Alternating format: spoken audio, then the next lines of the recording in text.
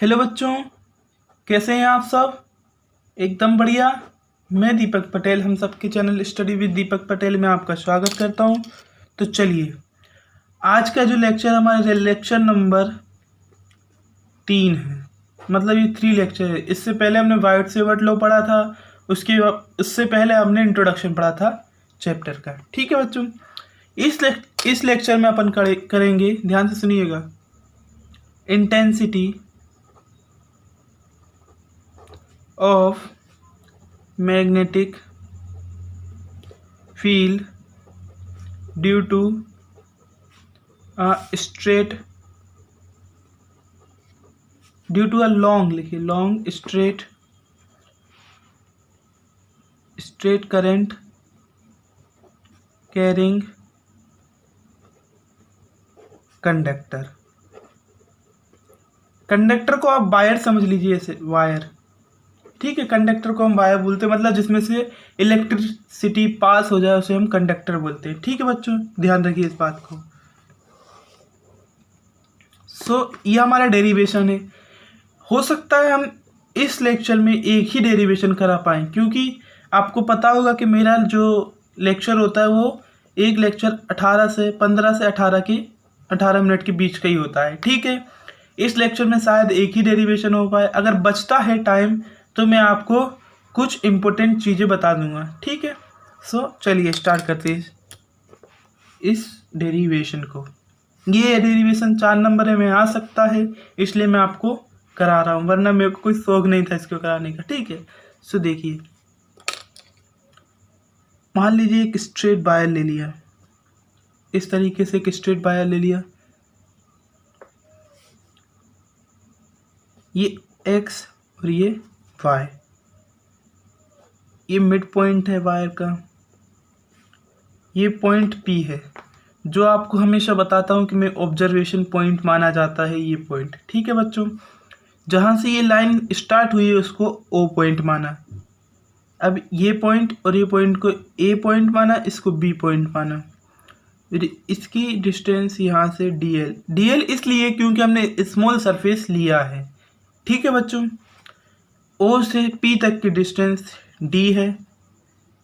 हमने x को P point से जॉइंट किया, y को भी हम P पॉइंट से जॉइंट कर लेते हैं इस तरीके से। ध्यान से, आप अच्छे से डायग्राम PDF के फॉर्म में हैंड रिटन नोट्स के रूप में मिल जाएगा, डिस्क्रिप्शन बॉक्स चेक कर लीजिएगा। इस तरीके से एक ये लाइन, दूसरी लाइन, इसका एंगल α1 होगा, इसका एंगल α2 होगा, इसका एंगल d होगा। यहाँ से यहाँ तक की डिस्टेंस r हो गई, A से P तक की डिस्टेंस r होगी। ठीक है बच्चों, और यहाँ A से O तक की डिस्टेंस x है। याद रखिए ये बात, A से O तक की डिस्टेंस x है। अब कुछ रह रहा है इसमें, यहाँ से एक परपेंडिकुलर डालेंगे C इस तरीके से, और ये y पॉइंट है, ये P पॉइंट है, ये α2 α1 d डिस्टेंस d x, और यहाँ से हमने करंट सप्लाई किया। ठीक है बच्चों, ध्यान से समझ में आ रहा है, डायग्राम अच्छे से दिख रहा है ना, बढ़िया है। ये तो हमारा हो गया डायग्राम। अब स्टार्ट करेंगे अपना डेरिवेशन। मतलब स्टार्ट कैसे करेंगे, सबसे पहले आपको एक बात बता दूं बच्चों, अगर आप पिछले 2 लेक्चर नहीं देख कर आए हैं तो प्लीज़ देख कर आइए, उसमें मैंने बहुत सी चीज़ें अच्छी बताई हैं, आपको ज़रूर देखना चाहिए। तो पिछले लेक्चर में हमने वाइट सेवर्ट लॉ पढ़ा था, वाइट सेवर्ट लॉ। उनका कहना था dB इक्वल टू, मतलब magnetic field equal to mu naught 4π, ये म्यू नॉट ऐसे लिख सकते हैं, I dl sign theta upon में r²। ठीक है बच्चों, ये मान लीजिए अपनी फर्स्ट इक्वेशन। अच्छे से आ रहा है ना समझ में, ये तो हमारा वाइट सेवर्ट लॉ था। आगे बढ़ते हैं। तो हमने यहाँ देखा कि हमने AP और AB के बीच में एक परपेंडिकुलर डाला C, तो हमने लिखेंगे draw a perpendicular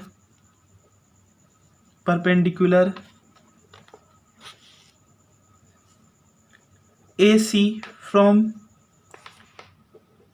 A to B P, ये बी पी पॉइंट है, ए से बी पी पॉइंट तक, ए से बी पी पॉइंट तक एक परपेंडिकुलर डाला सी। ठीक है बच्चों, तो sine 180 minus theta equal to perpendicular, इसमें परपेंडिकुलर क्या होगा ए सी, और बेस क्या है, सॉरी पंडित बद्री प्रसाद हर एच, हाइपोटेन्यूज क्या है इसमें ए बी, तो ए बी इस तरीके से। तो क्या हो जाएगा sine 180 minus theta equal to sine theta, इस तरीके से। ए सी हमें पता नहीं है, ए बी की वैल्यू देखिए, ए बी की स्मॉल सरफेस है डी एल, सो डी एल। अब हमने ए सी की वैल्यू निकालते हैं, ए सी की वैल्यू क्या आएगी, तो नेक्स्ट पेज में निकाल लेते हैं। Sine theta equal to A C upon में डी एल, अगर हम ए सी की वैल्यू निकालने बैठे तो sine theta into D L निकल आए। ये हमारी सेकेंड इक्वेशन। फर्स्ट इक्वेशन हमारी क्या थी, बायोट-सेवर्ट लॉ की। ठीक है बच्चों, फिर हम जानते हैं but we know that angle equal to arc upon में रेडियस। 10th तक कोई दिक्कत नहीं है, अगर कोई बायो का स्टूडेंट हो तो कोई दिक्कत नहीं है। आपने 10th में एक फॉर्मूला पढ़ा होगा angle equal to arc upon में रेडियस, और मैथ वालों को कोई दिक्कत ही नहीं है। एंगल क्या है इसमें देखिए, एंगल हमारा डी अल्फा है, तो डी अल्फा। आर्क हमारा क्या हो गया है ए सी, ए सी। रेडियस क्या हमारी आर, तो ये आर। अब बताइए अगर हम ए सी की वैल्यू यहाँ से निकालें तो डी अल्फा इंटू आर, ये हमारी थर्ड इक्वेशन बन गई। सेकेंड इक्वेशन ये रही, थर्ड ये रही। अगर हम दोनों इक्वेशन को कंपेयर कर लें, ऑन कंपेयरिंग बोथ इक्वेशंस,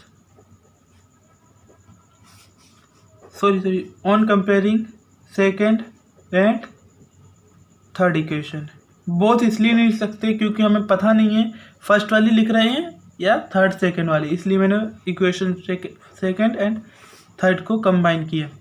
अगर मैं sine theta into D L equal to D alpha into R, अगर मैं डी एल की वैल्यू निकालूं तो D alpha into R upon में साइन थीटा, ये हमारी कौन सी इक्वेशन बन गई, फोर्थ इक्वेशन बन गई।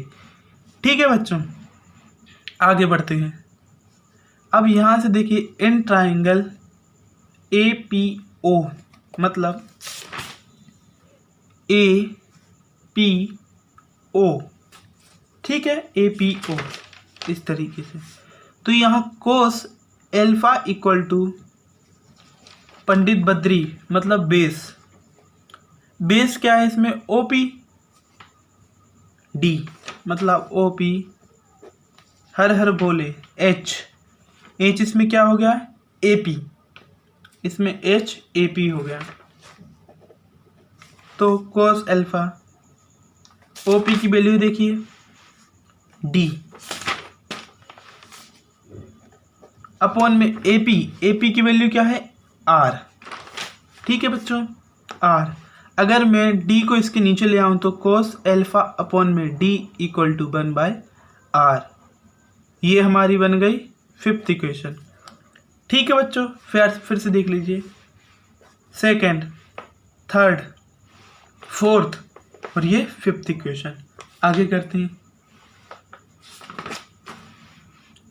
अब जानते हैं अपन फ्रॉम फर्स्ट इक्वेशन, मतलब बायोट-सेवर्ट लॉ की इक्वेशन से, D B equal to mu naught by 4 pi I D L sine theta upon में आर स्क्वायर था।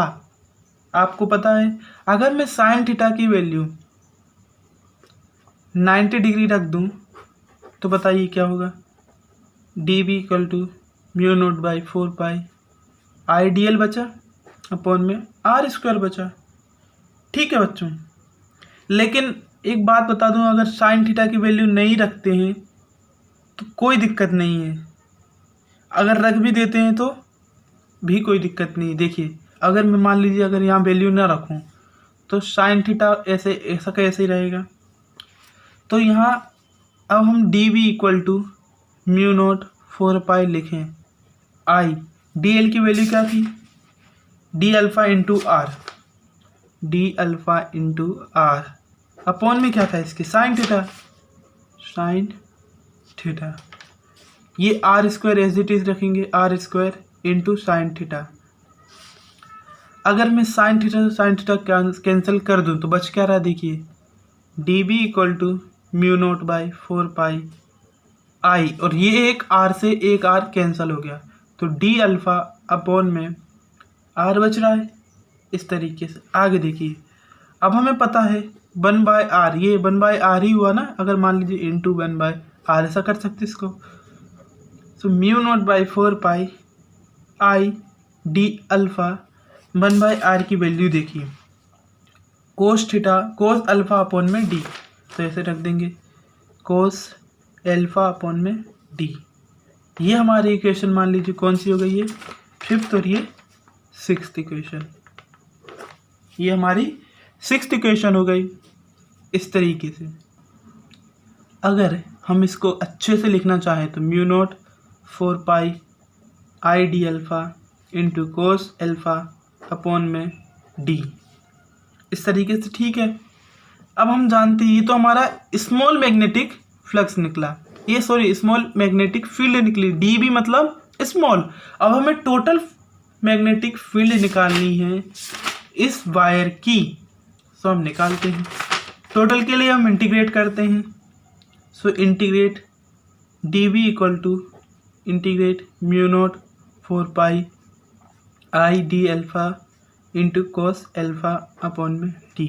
अब देखिए 0 से b की तरफ जाएगी, मतलब हम 0 से टोटल निकाल रहे हैं, लेकिन हम देखिए यहाँ देखिए इधर अल्फ़ा 2 से अल्फ़ा 1, मतलब 0 से नीचे से ऊपर की तरफ जा रहे हैं, तो मतलब माइनस आएगा अल्फ़ा में, अल्फ़ा 2 में माइनस आ जाएगा, माइनस अल्फ़ा 2 और अल्फ़ा 1, ठीक है बच्चों। सो ये b हो जाएगा, b से 0 की तरफ। अब यहाँ कांस्टेंट कौन कौन है, म्यू नोट अपॉन में 4 पाई आई, इसमें कांस्टेंट है, डी अपॉन में कांस्टेंट है, ये अल्फ़ा 2 माइनस अल्फ़ा 2 और ये अल्फ़ा 1 और कोस अल्फ़ा इंटू डी अल्फ़ा। देखिए कुछ नहीं करना है, बायो के स्टूडेंट को एक लिमिट ले लेनी है इसको ख़त्म करने के लिए 0 से b, मतलब हम 0 से शुरू करेंगे और टोटल फील्ड निकाल लेंगे। और इसमें देखिए हम अल्फ़ा 1 था, आपको एंगल याद रखना होगा, अल्फ़ा 2 नीचे की तरफ था तो हम इसको माइनस में ले लेंगे, इस तरीके से आप याद रखिए। और इंटीग्रेट का एक छोटा सा फॉर्मूला होता है cos alpha into D alpha, देखिए b minus 0 equal to mu naught upon में 4 पाई आई अपॉन में D, cos theta into D theta, cos theta into D theta का इंटीग्रेट अगर हम करते हैं तो साइन थीटा आता है, अगर थीटा की जगह अल्फ़ा है तो अल्फ़ा लिख देंगे। इस तरीके से जब इंटीग्रेट हो जाता है तो ये ब्रैकेट के ऊपर लग जाता है और ये ब्रैकेट के नीचे, इस तरीके से। अरे हल्का फुल्का तो मैथ आता होगा ना बायो वालों को, mu naught by 4 pi I upon में डी।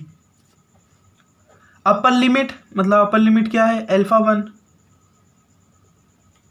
माइनस लोअर लिमिट क्या है, अल्फ़ा साइन माइनस अल्फ़ा 2, ये हमारी लोअर लिमिट हो गई। अब आगे देखिए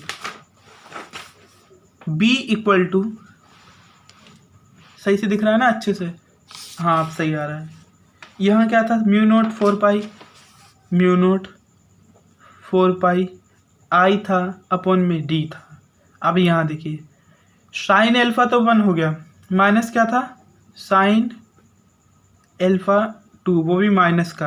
अब आपको एक फॉर्मूला याद होगा 10th में था, b equal to mu naught upon में 4 पाई आई अपॉन में d साइन अल्फ़ा 1 माइनस, अगर मैं साइन अल्फ़ा 2, इस तरीके से। अब हमें एक फॉर्मूला याद होना चाहिए, sine minus theta equal to minus sine theta होता है, आपको ये याद रखना चाहिए। अगर माइनस, ये थीटा की जगह अल्फा 2 है तो माइनस साइन अल्फा 2।